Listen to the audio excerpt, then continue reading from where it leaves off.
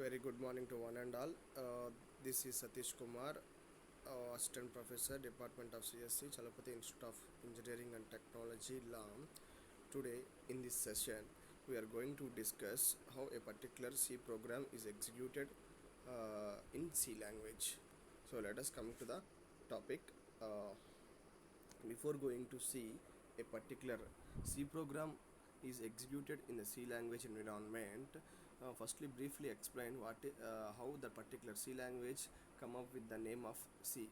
So C is a collection of many ideas of the C language were derived and taken from the B language. So many ideas of the C language were derived from the B language. So BCPL and CPL are the previous versions of the B language. That's why C is the predecessor, taking the most features in the from the B language. So this is named as a C language. Next, so C is a what type of language? We have three kinds of languages are there. One is higher level language, then the second one is middle level language, third one is lower level language. C comes under middle level language, that is a combination of high level language and low level language. And C is also follows the procedure oriented programming approach. That means every C program has a unique structure. So we have to follow some structure in order to write a particular C program. So Sinish, what are the applications of the C language where we can use particular C language, means so we can initially we used that particular C language for system development work, but in particular the programs make up of the operating system. That means so in the olden days we only use C language in order to develop a particular operating system. So in the coming days, that means so after the operating system, so many more to come, that is language compilers, that is assemblers and text editors, print spoolers, network drivers, all are can be generated, can be written in the by using the with the help of the C language. Next, writing a C program.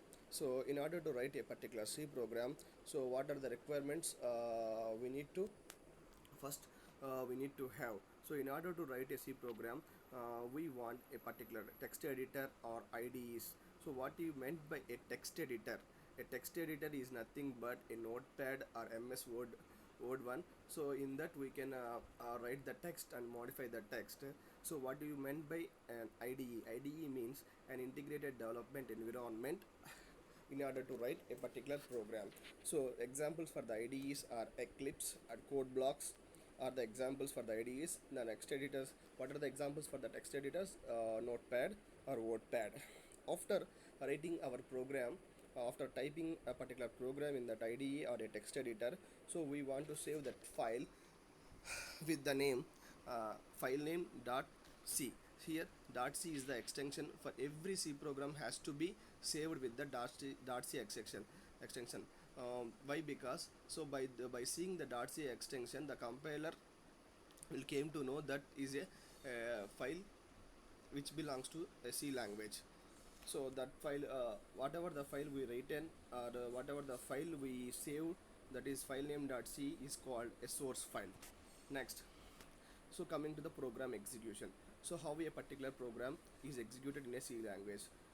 There are three basic phases occurred when we are executing any C program, that is pre-processing phase, compiling phase and linking phase. So by seeing this diagram we can came to the idea with how particular C program is executed. The .c is source file is pre-processed, and the same after pre-processing, the preprocessor output file is came. So that preprocessor output file is inputting to the compiler, and the compiler will generate the object file that has the extension of .obj, and the object file is giving input to the linker section. That linker section will give the executable files. We will see one by one phase in detail. So in pre-processing phase, so .c source file is pre-processed and we get a pure source, pure C code. So here we see a preprocessor is a program that accepts a C code written in the preprocessing statements and produces a pure form of C code. That means in our writing a program, we are including some files that, for example, hash include stdio.h. That stdio.h has to be preprocessed. That is, the definition is preprocessed here. Next section, compiler section. Here the compiler means compiling the compiler job is compiling the .c file. That is, compiling means translating that particular high level language or middle level language to a machine understandable language. The machine can only understand zeros and ones. So here .c is giving input to the compiler section, and if the syntactics and semantics are correct, the syntactic is correct, that means the compiler will generate object file, that is machine code, by translating line by line of the source code. So after successful of the compilation phase, so we will generate object file. So the extension of the object file is .o or .obj. Next, the final section is linker section. So in our software, we will develop many files, we will write many files. So each file is converted into .obj in the link section. So the linker is a computer program that takes one or more object files generated by a compiler and combines them into one executable program. So computer programs are usually made up of multiple modules that span separate object files, and each being compiled computer program. So here in this program, the linker will links the multiple object files and combines multiple object files that belongs to the same software, and generate the .exe files. So this is how a particular C program hi.c is converted into hi.exe. This is nothing but a software generation from the C program. So after the process of the linkers, the executable file is generated in the format .exe. This is nothing but the software. .exe means this file is executable in Windows operating system. So coming to the in general, the software has mainly two types of interfaces, that is command line interfaces and graphical user interfaces.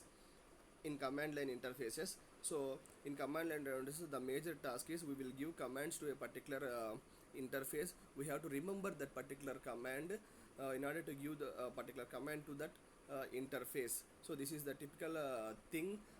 As a programmer, we should remember all the commands that are going to be used in particular while developing the program.